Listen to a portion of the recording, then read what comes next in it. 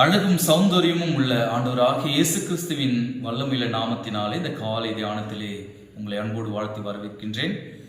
காலையிலே கர்த்தருடைய வார்த்தையை பகிர்ந்து கொள்வதிலே நான் சந்தோஷப்படுகிறேன். இந்த உலகத்திலே நீங்கள் சாதாரண ஒரு வேலை செய்து கொண்டிருக்கலாம், அல்லது ஒரு பெரிய வேலையிலே ஒரு அதிகாரியாக இருக்கலாம், ஒரு அரசியல்வாதியாக நீங்கள் இருக்கலாம், அல்லது வேற எந்த ஆஃபீஸ்லேயோ நல்ல ஒரு பெரிய ஆஃபீஸராக நீங்கள் இருக்கலாம். நீங்கள் யாராக இருந்தாலும் கர்த்தருடைய வார்த்தை, தேவனுடைய வார்த்தை உங்களுக்கானது என்று நீங்கள் நினைக்க வேண்டும். எந்த வேலை செய்தாலும், ஒரு வேளை நீங்கள் கிறிஸ்தவர்களாக இருந்தீங்கன்னா சிலர் வெட்கப்படுவாங்க கர்த்தருடைய வசனத்தை, வார்த்தையை போதிப்பதற்கு, சொல்வதற்கு. தாவீது சொல்றாரு, நான் பிரபுக்களுக்கு முன்பாகவும் உமது வார்த்தை குறித்து வெட்கப்படாமல் பேசுவேன் அப்படின்னு சொல்றாரு. ஒரு வேலை ஊழியம் செய்யலாம் அப்படின்னு நினைச்சிட்டு வெட்கப்பட்டு கொண்டு நீங்க இருக்கிறீங்களா? நீங்க கர்த்தருடைய வேலைக்கு நீங்கள் வெட்கப்பட்டா அவர் வரும்பொழுது அவரும் நம்மை குறித்து வெட்கப்படுவார். ஒருவேளை அவருடைய வருகை சம்பவிக்குமானால், சீக்கிரத்திலே சம்பவிக்குமானால், அந்த வருகையிலே நாம் வெட்கப்பட்டு போவோம். இந்த காலை தோறும் அவருடைய கிருபை புதிதாயிருக்கிறது. ஒரு மலர் ஒன்று அது 12 வருடங்களுக்கு ஒரு முறை தான் அது மலர்வதாக சொல்லுகிறார்கள். குறிஞ்சி மலர் என்பது அதனுடைய பெயர். உங்களில் எல்லாருக்கும் அது தெரிஞ்சிருக்கலாம். எப்போதோ அது வருகிறது.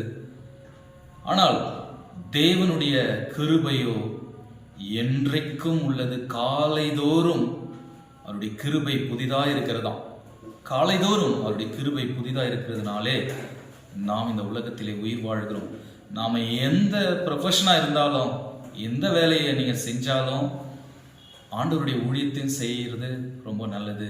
பவுல் என்ன பண்ணுறாருன்னா, அவர் தன்னுடைய சொந்த தொழிலை செஞ்சுக்கிட்டே அவர் பிரசங்கிச்சாரு அப்படின்னு சொல்லி நாம் வேதத்தில் வாசிக்கிறோம். கர்த்தருடைய வார்த்தையை நாம் மற்றவர்களுக்கு பகிர்ந்து கொடுப்பதிலே நாம் வெட்கப்படாமல் நாம் அதை குறித்து சந்தோஷப்பட வேண்டும்.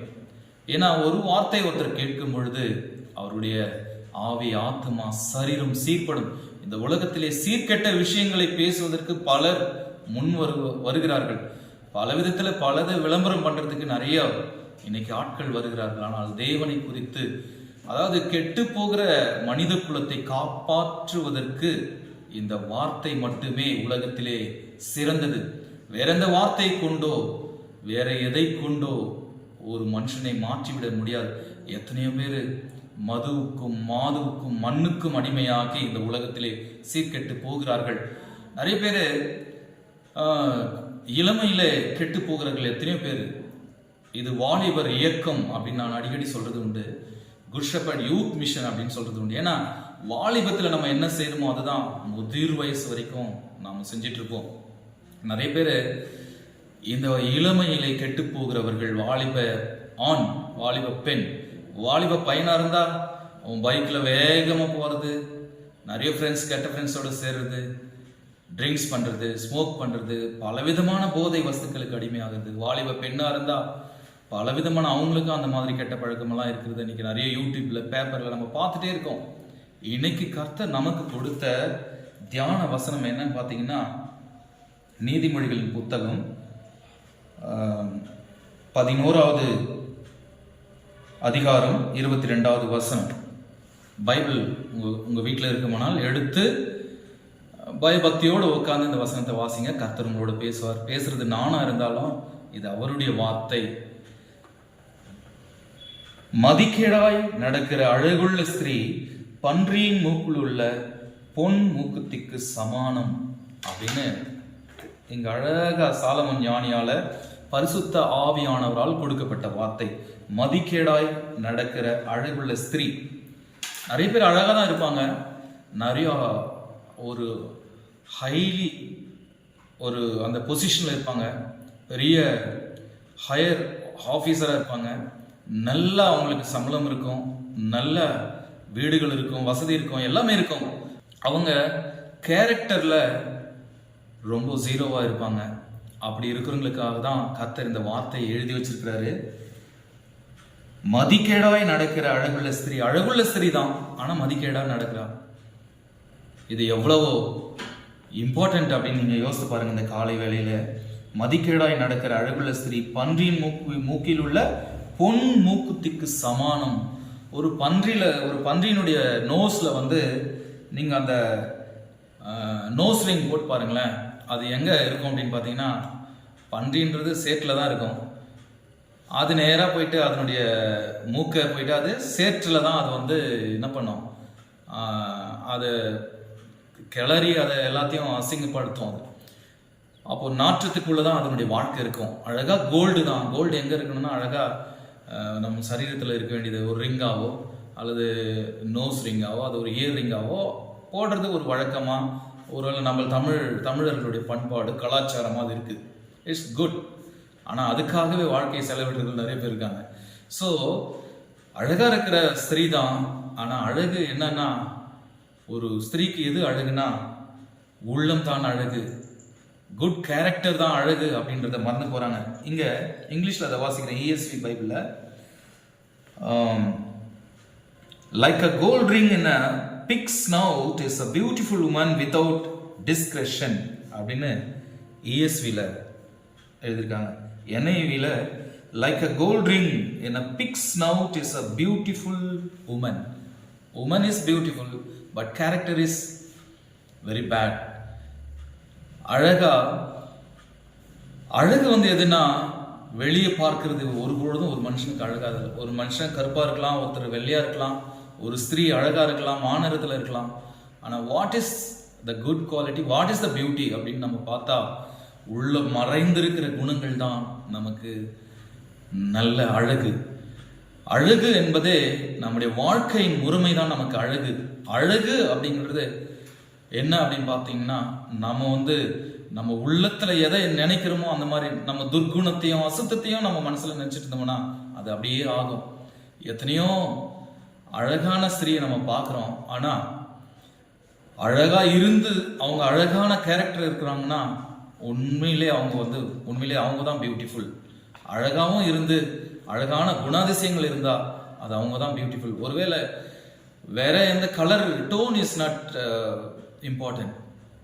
மேலே தோற்றம் வந்து முக்கியம் கிடையாது. ஸோ உள்ளான அந்த அதாவது உள்ளான மறைந்திருக்கிற குணம்தான் ஒரு ஸ்திரீக்கு அழகு. அதை நான் வசனத்தை உங்களுக்கு நான் ரெஃபரன்ஸ் கொடுக்குறேன். மதிக்கேடாய் நடக்கிற அழகுள்ள ஸ்திரீ பன்றியின் மூக்கில் உள்ள பொன் மூக்குத்திக்கு சமானம்.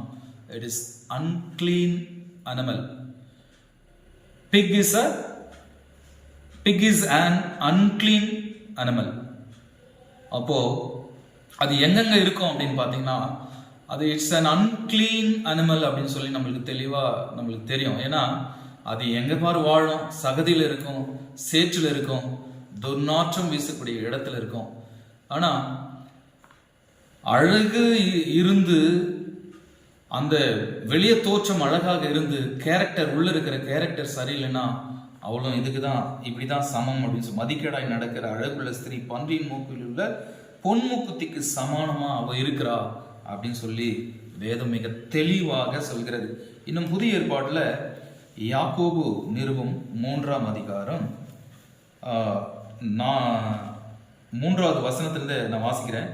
மயிரை பின்னி பொன் ஆபரணங்களை அணிந்து உயர்ந்த வஸ்திரங்களை உடுத்திக் கொள்ளுதலாகிய புறம்பான அலங்கரிப்பு உங்களுக்கு அலங்கரிப்பாய் இராமல் அழியாத அலங்கரிப்பாய் இருக்கிற சாந்தமும் அமைதலும் உள்ள ஆவியாகிய இருதயத்தில் மறைந்திருக்கிற குணமே உங்களுக்கு அலங்காரமாய் இருக்க கடவுது. அதுவே தேவனுடைய பார்வையில் விலையேற பெற்றது. It is precious in the sight of God.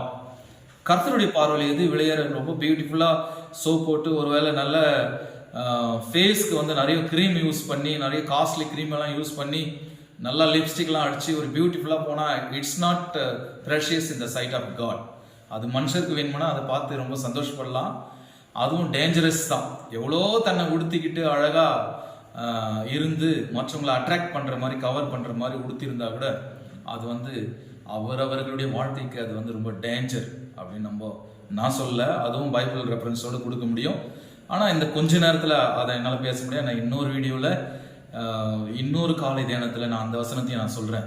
நம்ம எவ்வளோ டெக்கரேட் பண்ணி நம்ம பண்றது எல்லாமே வீண், மாயை என்று வேதம் சொல்லுகிறது. பாருங்க, அழியாத அலங்கரிப்பு நமக்கு வேணும். சாந்தமும் அமைதலும் உள்ள ஆவி இருதயத்தில் மறைந்திருக்கிற குணமே உங்களுக்கு அலங்காரமாய் இருக்க கிடையாது. What is decoration? டெக்கரேஷன்ஸ்க்காக எவ்வளோ பியூட்டி பார்லர்ல போய் டெக்கரேஷன் பண்ணிக்கிறோம், நல்லதுதான், இட் இஸ் குட். ஃபேஸ் வெளி தோற்றத்தை டெக்கரேட் பண்ணிக்கிறோம். ஆனா இதே மாதிரியான டெக்கரேஷன்ஸ் நம்ம இருதயத்திற்கு வேணும் அப்படின்னு தான் ஆண்டவர் சொல்றாரு. உள்ள மறைந்திருக்கிறது யாருக்கு தெரியும்? நிறைய பேர் பியூட்டிஃபுல்லான உமன் தேடணும் அப்படின்னு சொல்றாங்க மேரேஜ் பண்ணிக்கிறதுக்கு. ஆனா ஆண்டவர் மட்டும்தான், வேதத்துல மட்டும்தான், அதாவது புத்தியுள்ள ஸ்திரியை கண்டுபிடிப்பவன் யார், அவள் விலை முத்துக்களை பார்க்கலாம் அதிகம் அப்படின்னு சொல்லி அழகா இங்க வசனம் எழுதப்பட்டுள்ளது. அழியாத அலங்கரிப்பு நமக்கு வேணும்னு சொல்லுது. மறைந்திருக்கிற குணமே உங்களுக்கு அலங்காரமா இருக்க கடுவது அப்படின்னு சொல்லுது. மயிரை பின்னி பொன் ஆபரணங்களை அணிந்து உயர்ந்த வஸ்திரங்களை உடுத்தி கொள்றதை விட நிறைய டெக்கரேட் பண்ணி மயிரை அப்படியே இந்த ஹேரை ஸ்டைலிஷா பண்ணி அதை நிறைய பின்னி பின்னி பின்னி வைக்கிற அந்த காலத்துலயும் இருந்தாங்க. அப்போ அப்போஸ்தலனாகிய பவுல் பேதுருக்கு எழுதுறாருன்னா அப்பவும் அந்த மாதிரி வாழ்ந்துட்டு இருந்தாங்க. நிறைய டெக்கரேட் பண்ணி முடிய பின்னி அவங்க அது மாதிரிலாம் நடந்துட்டு இருந்தாங்க. அப்படியெல்லாம் அதெல்லாம் உங்களுக்கு அழகில்லை. மயிரை பின்னி பொன் ஆபரணங்களை அணிந்து உயர்ந்த வஸ்திரங்களை உடுத்தி கொள்ளுதல் ஆகிய புறம்பான அலங்கரிப்பு உங்களுக்கு அலங்காரமா இராமல், புறம்பான அலங்கரிப்பு இதெல்லாம் தேவையில்லாத ஒரு அலங்கரிப்பு அப்படின்னு சொல்றாரு. ஸோ டெக்கரேஷன் எதில் வேணும்னா, ஒரு மனுஷனுக்கு எந்த நிறத்தில் நீங்கள் இருந்தாலும் உங்கள் உள்ளத்தின் அழகு உள்ளத்தை அலங்கரிக்காவிட்டால் எல்லாம் வீணாக மாயையாக இருக்கும் என்று நான் சொல்லவில்லை. ஆண்டவருடைய வார்த்தை வசனம் மிக தெளிவாக இன்றைக்கு நம்மோடு கூட பேசிக்கொண்டிருக்கிறது. ஆண்டவருடைய வார்த்தை தான் இந்த உலகத்திலே விலையேற பெற்றது. நமக்கு டெக்கரேஷன்ஸ் எங்க வேணும்னா, நம் உள்ளத்தில் மறைந்திருக்கிற குணத்தில் நமக்கு டெக்கரேஷன் வேணும் அப்படின்னு சொல்லி மிக தெளிவாக இங்கே வசனம் எழுதியுள்ளது. பிரியமானவர்களே, இங்கே நீதிமொழிகளின் புத்தகம் 31:30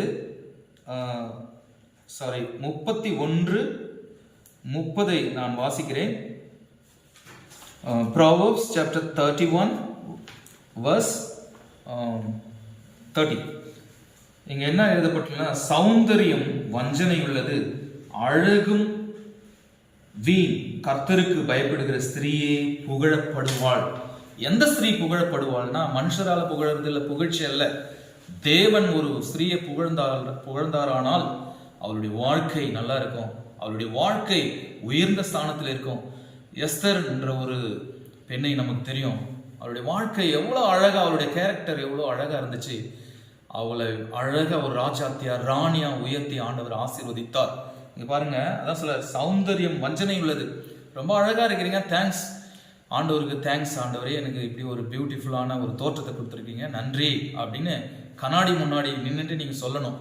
என்னைக்காவது நம்ம சொல்லியிருக்கோமா அந்த மாதிரி மிரர்ல போய், இப்படி ஒரு அழகான தோற்றத்தை எனக்கு கொடுத்துருக்கீங்க, நன்றி ஆண்டவரே, நான் எப்படி மகிமையா வாழணும் ஆண்டவரே, எனக்கு கத்துத்தாங்க அப்படின்னு எப்போது நம்ம ப்ரேயர் பண்ணியிருப்போமா? இன்றில் இருந்தாவது அந்த ப்ரேயரை நீங்க பண்ண ஆரம்பிங்க. உண்மையிலேயே நீங்கள் தான் அழகுள்ள ஸ்திரியா இருப்பீங்க. மனுஷர் பார்வையில் இல்ல, தேவனுடைய பார்வையில். இங்க பாருங்க, சௌந்தரியம் வஞ்சனை உள்ளது, அழகும் வீண், கர்த்தருக்கு பயப்படுகிற ஸ்திரீயே புகழப்படுவாள்.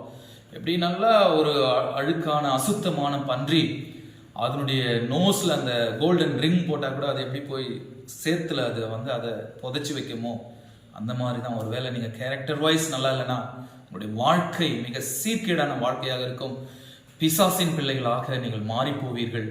தேவன் உங்களை அதற்காக படைக்கவில்லை. தேவனுடைய பிள்ளையாய், தேவனுடைய மகளாய், அவருடைய சித்தத்தை செய்வதற்கு இந்த உலகத்திலே அவருடைய சித்தத்தை செய்து நாம் அழகா பியூட்டிஃபுல்லா நம்ம வாழணும். What is beauty? Inner beauty. What is decoration? Inner decoration. உள்ள நமக்கு அதை அலங்காரமா வச்சா எல்லாமே நமக்கு அலங்காரமான வாழ்க்கையாக இருக்கும். கர்த்தர் உங்களை ஆசீர்வதிப்பார்.